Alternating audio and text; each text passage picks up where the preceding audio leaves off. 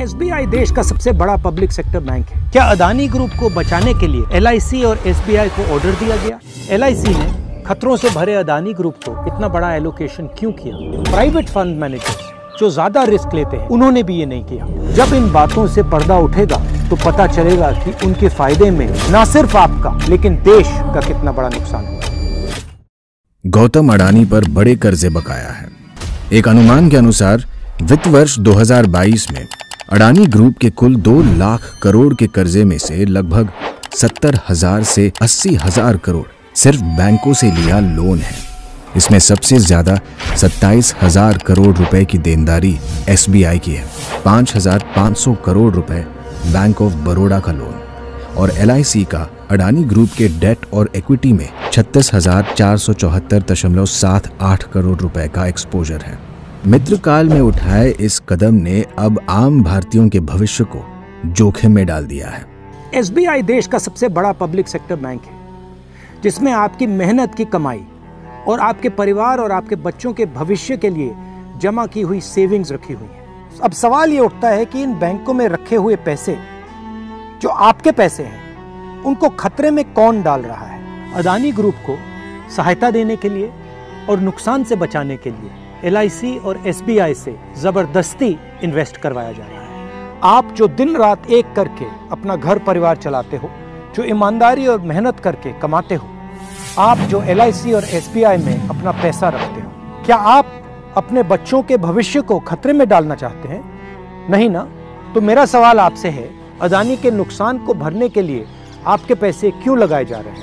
दिसंबर की शुरुआत में 3 प्रमुख ग्लोबल फाइनेंशियल इंस्टीट्यूशंस ने एसबीआई को ऑस्ट्रेलिया में अडानी ग्रुप की कंट्रोवर्शियल कारमाइकल कोल माइन के लिए लोन देने के खिलाफ चेतावनी दी थी।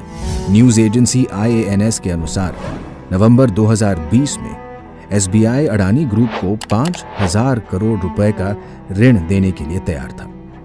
इतना ही नहीं, साल 2014 में अडानी और उस वक्त की एसबीआई चीफ के बीच एक MOU पर हस्ताक्षर भी किए गए थे।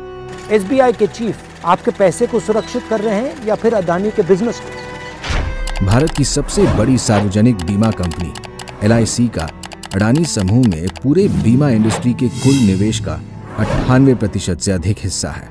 एलआईसी ने खतरों से भरे अदानी ग्रुप को इतना बड़ा एलोकेशन क्यों किया? प्राइवेट फंड मैनेजर्स जो ज्यादा रिस्क लेते हैं उन्होंने भी ये नहीं किया। क्या ये पीएम का कर्तव्य नहीं कि एलआईसी जैसे फाइनेंशियल इंस्टीट्यूशंस का पैसा सुरक्षित रहे? हिंडनबर्ग की रिपोर्ट आने के बाद एलआईसी के शेयर्स की कीमत 50,000 करोड़ रुपए गिर गए। क्या पीएम 24 जनवरी 2023 के बाद अदानी में निवेश से एलआईसी को हुए असली नुकसान की सच्चाई बताएंगे? एलआईसी के इन्वेस्टमेंट के बाद घबराए हुए अदानी की रिटेल इन्वेस्टर्स की परेशानियों को कम करने के लिए पीएम क्या कर रहे हैं? ये कोई रहस्य नहीं है कि अडानी ग्रुप ने शेल कंपनियों के एक विशाल चक्रव्यूह का इस्तेमाल करके सामूहिक रूप से अडानी की सार्वजनिक लिस्टेड और प्राइवेट कंपनियों में अरबों डॉलर्स का लेन देन किया और ये अपने व्यापार की साफ जानकारी दिए बिना किया गया है। अदानी ग्रुप के खिलाफ फ्रॉड, मनी लॉन्ड्रिंग, शेल कंपनियों का उपयोग करने के आरोप लंबे समय से लगते आ रहे हैं। 4 इन्वेस्टिगेशंस हुए हैं, इनमें से एक सेबी ने किया। इन शेल कंपनियों के पीछे कौन है? जब मार्केट में अदानी ग्रुप की शेयर की कीमत उनके इशू वैल्यू से भी नीचे गिर रही थी, फिर भी एलआईसी और एसबीआई ने एफपीओ में पैसा निवेश किया। क्या अदानी ग्रुप को बचाने के लिए एलआईसी और एसबीआई को ऑर्डर दिया गया? किसके कहने? जरा सोचिए, इन कंपनियों में लगा सारा पैसा आपकी मेहनत की कमाई है। ये कंपनियां डूबी तो आपका पैसा भी डूबा, यानी अडानी नहीं, यहां आपका पैसा दांव पर लगा है।